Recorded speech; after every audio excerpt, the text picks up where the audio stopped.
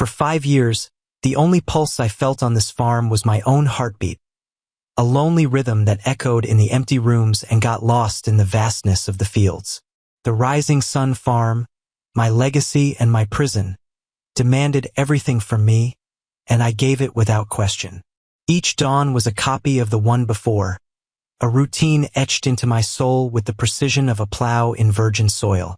The work was my refuge, the sweat the only emotion I allowed myself to feel. I became a man of few words and many silences, an expert in filling the days so I wouldn't have to face the nights. Martha's memory was everywhere, in the smell of her old garden, in the empty armchair by the fireplace, in the untouched space beside me in bed. I honored her with my solitude, believing that closing off my heart was the only way to keep her love intact. The farm was my world, and I ruled it with a melancholic efficiency, a king in a one-man kingdom. I thought the land was the only thing I could still feel under my hands, until the day he arrived.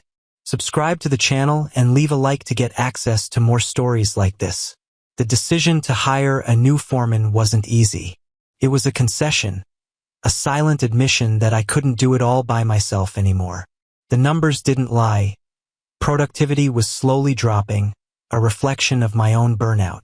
I needed new blood, modern ideas, even if every fiber of my being resisted the change.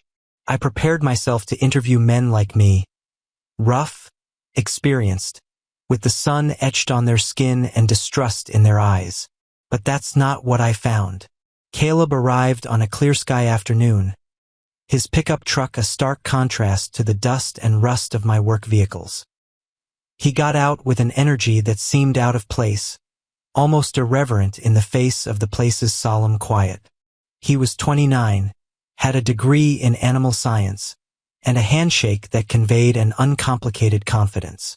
His eyes were attentive, scanning the property not with an employee's appraisal, but with the passion of someone who sees potential where I only saw obligation. He wasn't what I expected. He wasn't intimidated by my silence or my one-word answers. He presented his credentials and his plans with a clarity that bordered on audacity. He talked about pasture optimization, herd genetics, and technologies that sounded like a foreign language to me.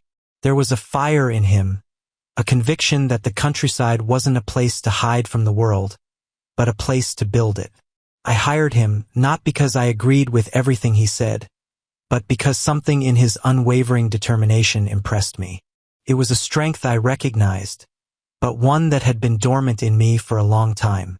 He was a strange piece in this puzzle of routines I had so carefully assembled. A piece that I didn't know yet would change the whole picture.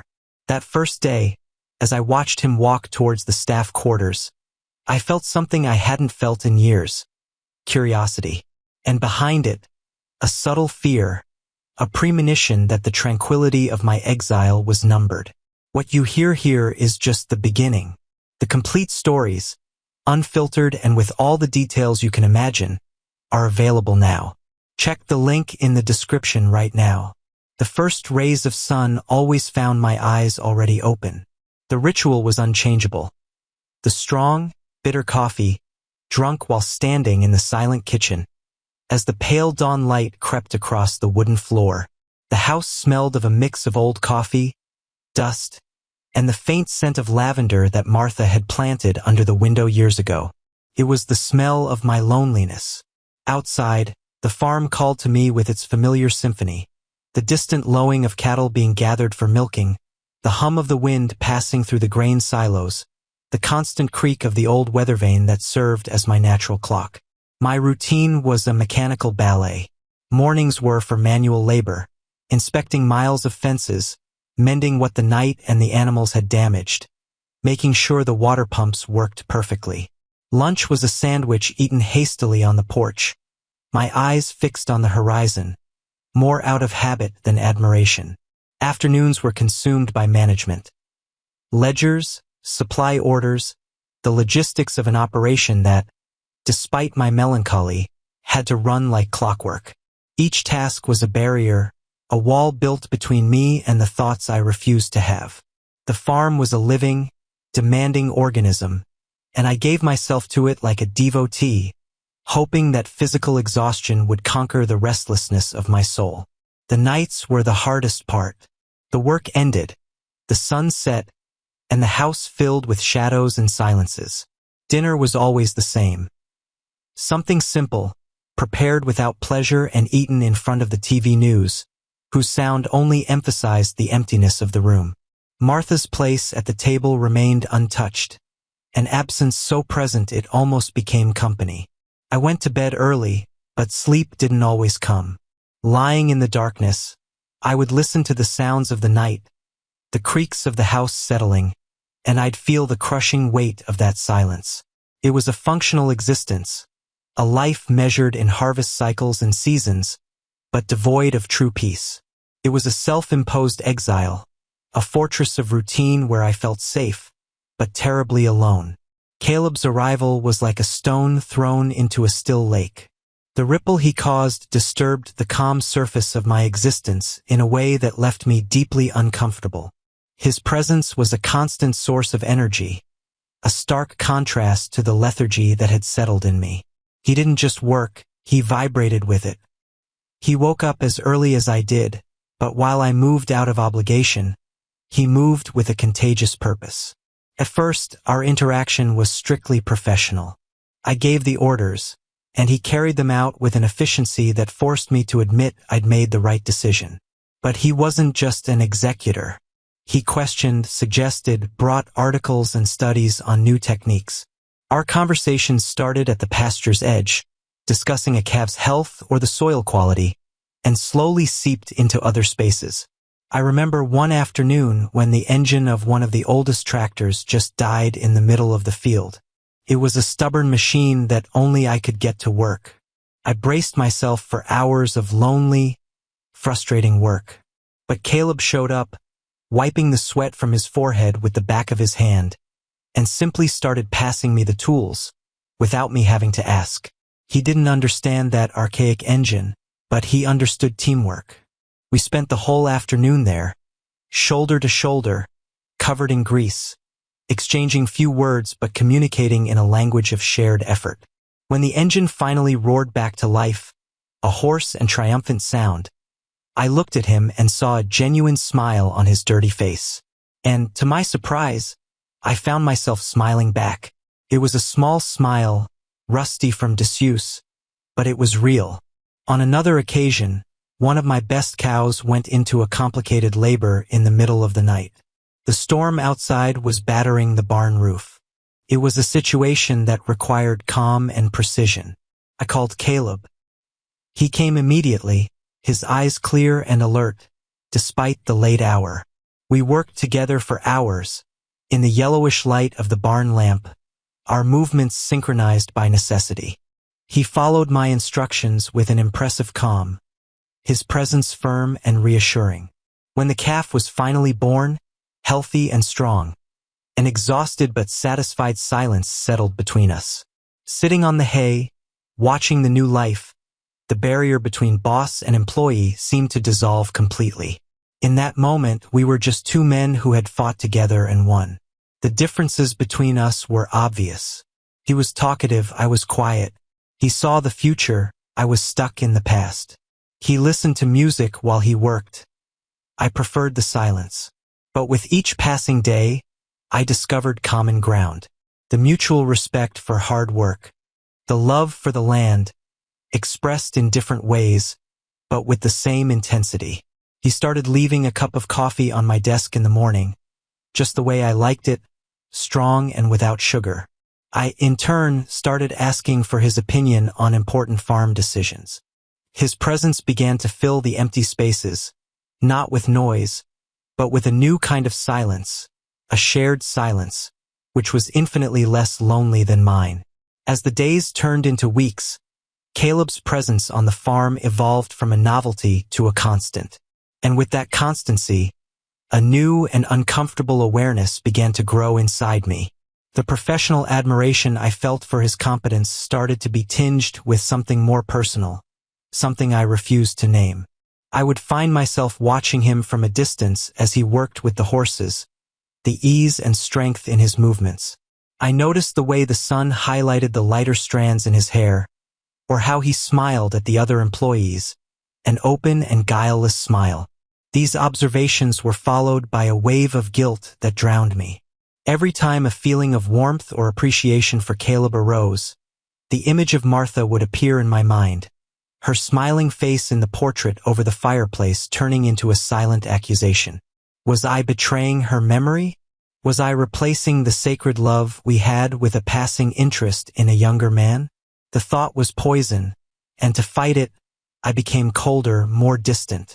I started giving orders curtly, avoiding any conversation that wasn't strictly necessary, taking refuge again in my armor as the austere boss.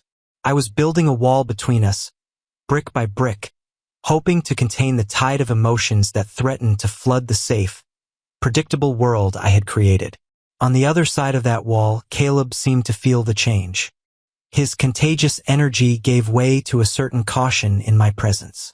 He would look at me with a confused expression, trying to decipher my sudden hostility.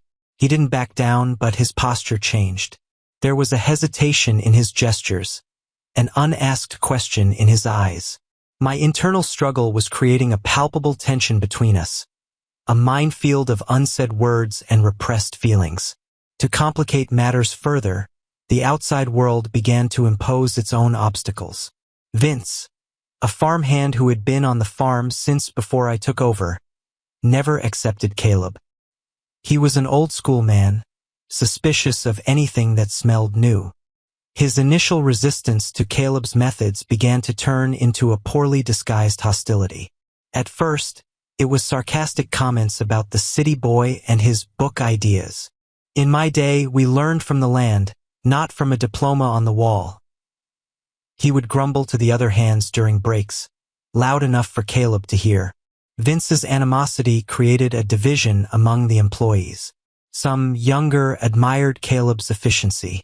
Others, older and aligned with Vince, saw him as a threat. I was aware of this friction, but I hesitated to intervene. Dealing with Vince would require a confrontation I didn't have the energy to face. My inaction, however, was a form of permission. The atmosphere on the farm, once peaceful despite my melancholy, was becoming charged, heavy with resentment. I found myself caught between loyalty to an old employee who represented the past and the defense of a new foreman who, to my terror and confusion, was beginning to represent a possible future. Every defiant look from Vince towards Caleb, every scornful word, was a test of my authority and, in a way that scared me, of my own heart. The tension on the farm culminated on a suffocating late summer night. A plague, voracious and silent, began to devastate the corn crop, our main profit for the season. It wasn't a storm with lightning and thunder, but a quiet threat, spreading yard by yard, yellowing the leaves and rotting the ears. The loss would be catastrophic. For 2 days and 2 nights we fought against time. The sun beat down on us. The air was heavy and full of dust. The work was exhausting, manual, pulling out the diseased plants one by one, creating a barrier so the plague wouldn't advance. The other employees had gone home, exhausted. Only the 2 of us were left. Night fell, but we didn't bring the tractor lights. We continued under the light of the moon, a white, ghostly light that bathed the field. Our bodies ached, our muscles screamed in protest. We were covered in dirt and sweat, and the line between boss and employee had completely vanished, dissolved by urgency and fatigue. We were just 2 men, fighting side by side for the same cause, against the same silent enemy. Finally, as the first light of dawn began to break on the horizon, we stopped. We had done it. The barrier was made. The rest of the crop was safe. The relief was as overwhelming as the exhaustion. We collapsed onto the ground, side by side, our panting breaths forming clouds of vapor in the cool morning air. The silence that fell wasn't empty. It was full of everything we had been through together, not just in those last 48 hours, but in all the weeks before. It was there, in the middle of the devastated field, that the last of my defenses crumbled. I looked at Caleb. His face was stained with dirt, his hair stuck to his forehead, his eyes red with fatigue. And yet, I had never seen him so clearly.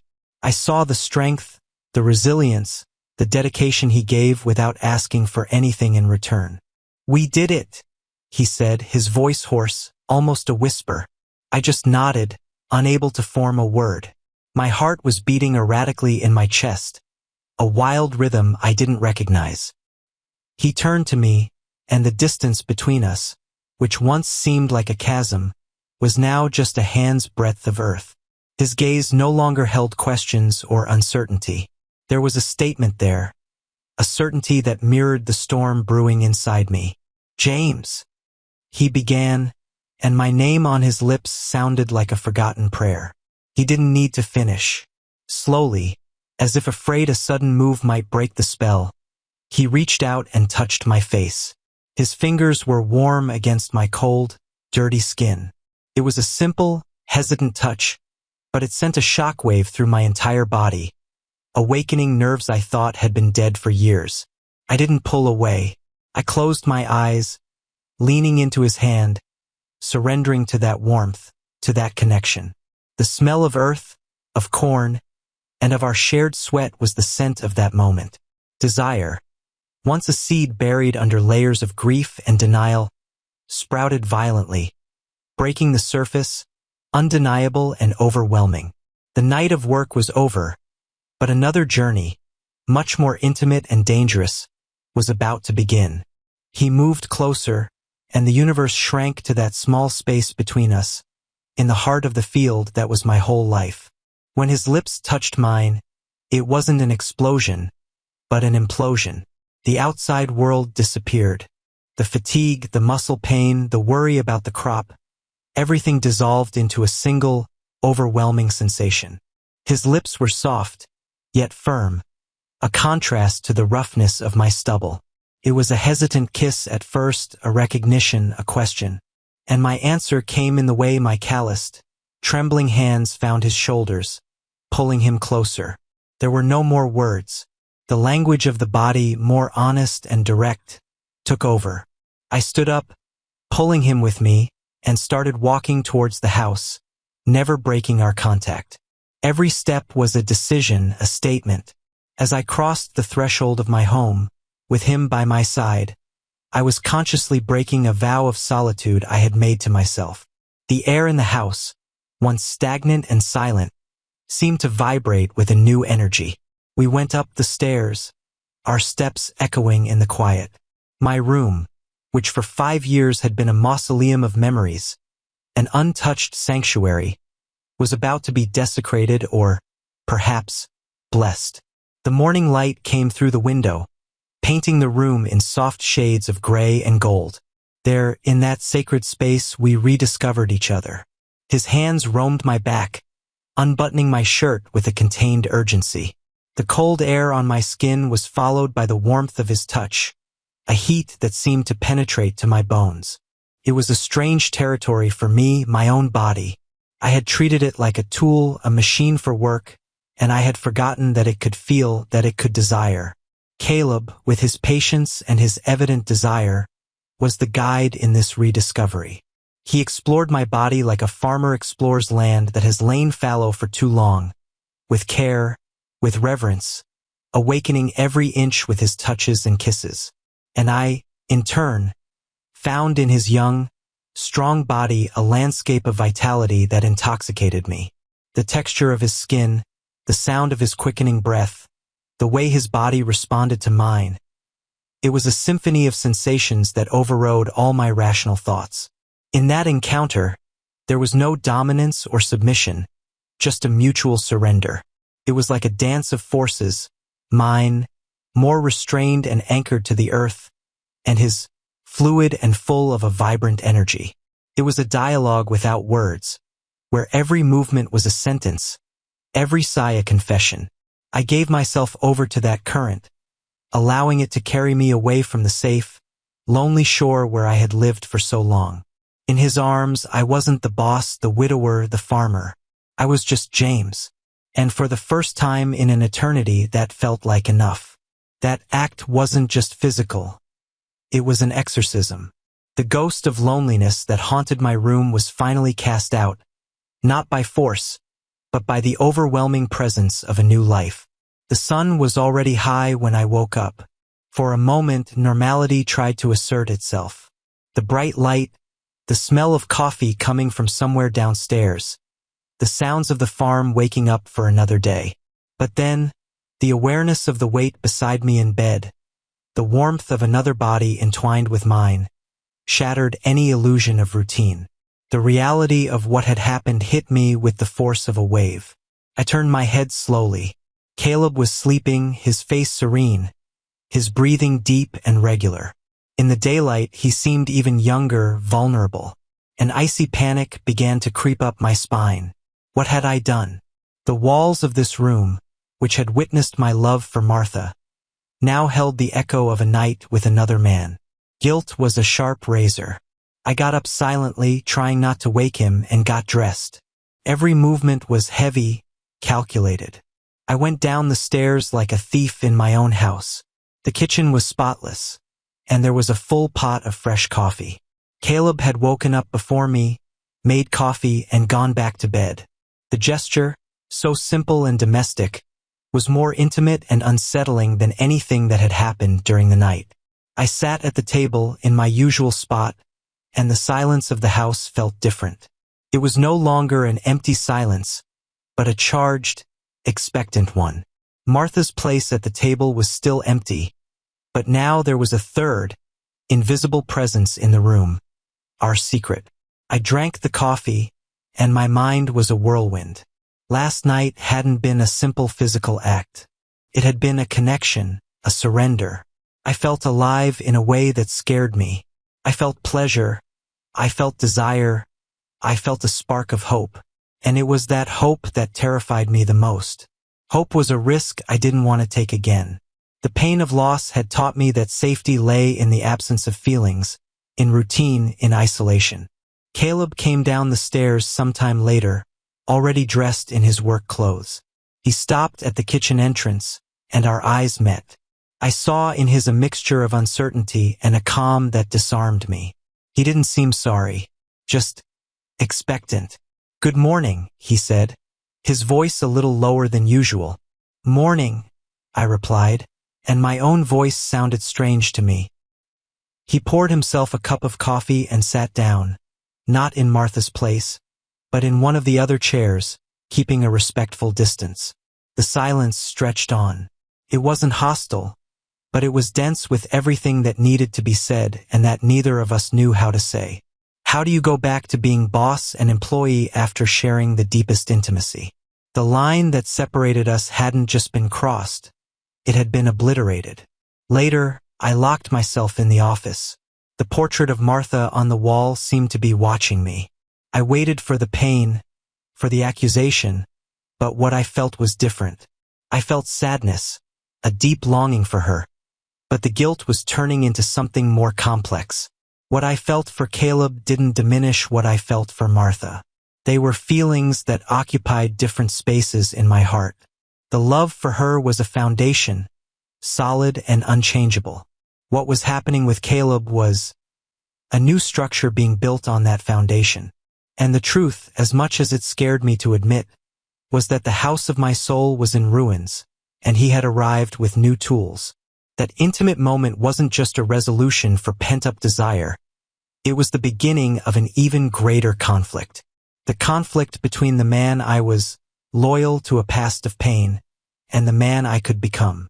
The connection with Caleb wasn't a betrayal of Martha, but perhaps a betrayal of my own loneliness, the only faithful companion I'd had for the last 5 years. Looking out the window, I saw Caleb in the field, already working, moving with that energy that had drawn me to him from the start. He wasn't a problem to be solved. He was a question, and, for the first time, I wasn't sure if I wanted to know the answer, or if I was afraid I already knew it. The days that followed were a strange, silent dance.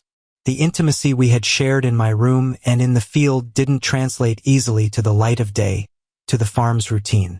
There was an invisible barrier between us, built with the brick of uncertainty. We worked together as always, but our conversations were carefully neutral, focused on crops, cattle, and fences. We avoided each other's eyes, afraid of what we might see or reveal. I felt like a man divided, with one foot in the dark safety of my past and the other in a bright, terrifying future that Caleb represented. The night was a constant reminder of what had happened. The day, a desperate attempt to pretend nothing had changed. But things had changed, and not just for me.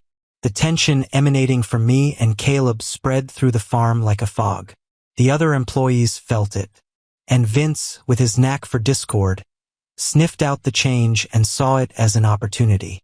His hostility towards Caleb, once veiled in sarcastic comments, became more open, more insolent.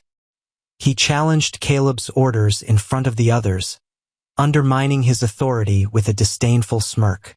He was testing me, forcing me to choose a side. And, in my emotional paralysis, I did nothing, which was the same as giving him permission. The situation reached a boiling point on a Friday payday. The sun was setting, painting the sky orange and purple. I was in the office, handing out the cash envelopes, a routine I performed religiously. The men came in one by one, took their pay, said thanks, and left. Caleb was always last, as he helped me close the books. Vince, however, decided to wait outside, leaning against the porch with two other hands who shared his views. When Caleb entered the office, the mood shifted. I handed him his envelope, and our fingers touched for a fraction of a second. It was enough. When Caleb turned to leave, Vince blocked his path at the door. "The new foreman seems to be getting some special bonuses around here," Vince said, his voice loud and full of venom. The others laughed. Caleb stopped, his body tensing. "Get out of my way, Vince." "Or what?" Vince spat, taking a step forward, invading Caleb's space. "Gonna call your boss to protect you? Or does he already do that for you in private?" The insinuation was clear, dirty, and undeniable. In that instant, the world seemed to stop. All my internal conflict, my guilt, my fear, everything crystallized into a single, overwhelming emotion. Rage. It wasn't a cold, controlled fury, but a fire that rose from the depths of my soul. Seeing the man who had brought me back to life being humiliated like that, in front of me because of my cowardice, broke something inside of me. I shot up from my chair, and the sound of it scraping across the wooden floor was like a gunshot. I walked to the door, and the laughing men fell silent, seeing the expression on my face. I stopped next to Caleb, shoulder to shoulder with him, facing Vince. "Take your pay, Vince," I said, my voice dangerously calm. "It's the last you'll ever get from this farm."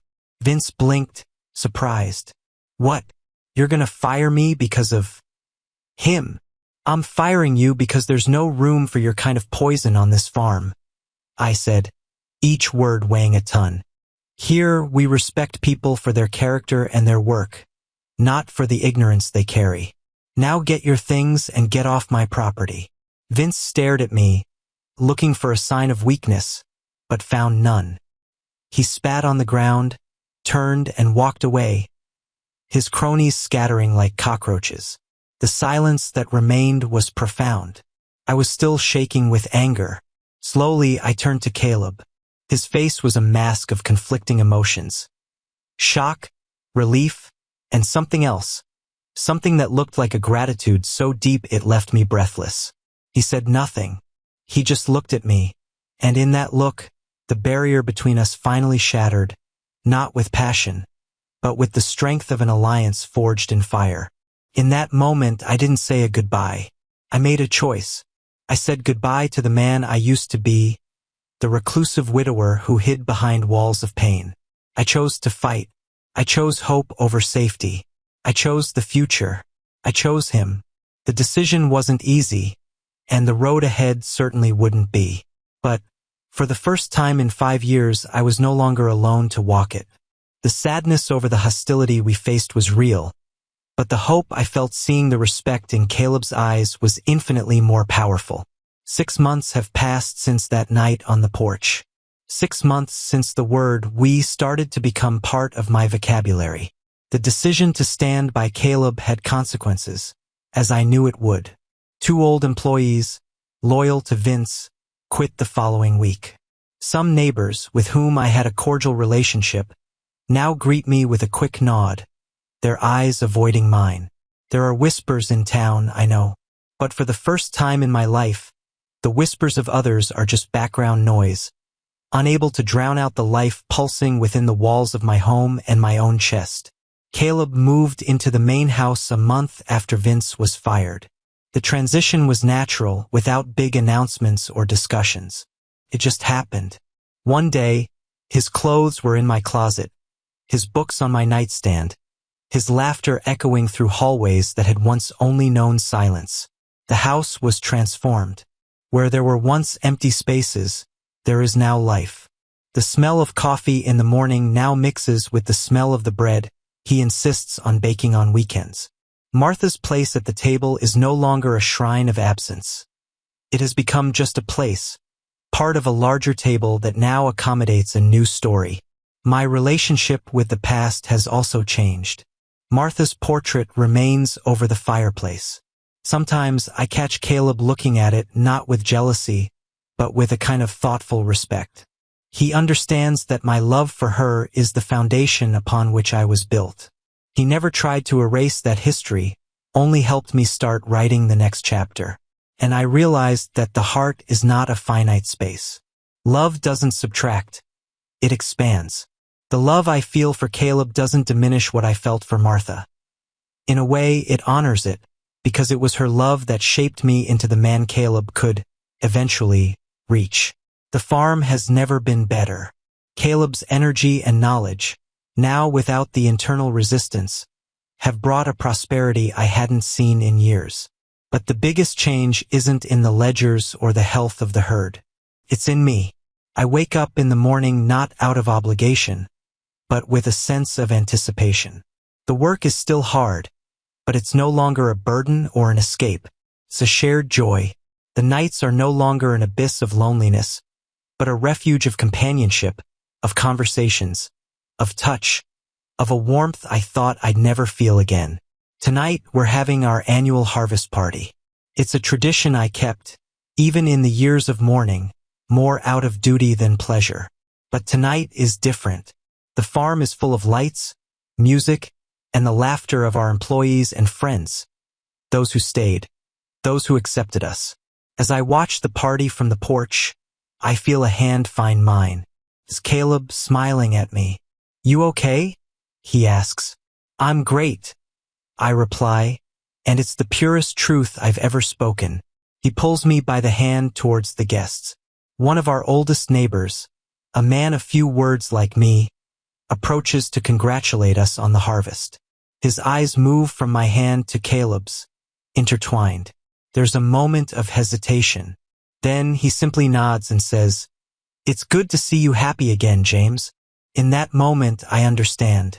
Happiness isn't a betrayal. It's the final harvest, the fruit of having the courage to plow the soil of one's own heart, even after a long and harsh winter. I look at Caleb, at the man who arrived as a foreman and became the foundation of my new world, and I know that my journey of rediscovery is far from over. In fact, it's just beginning.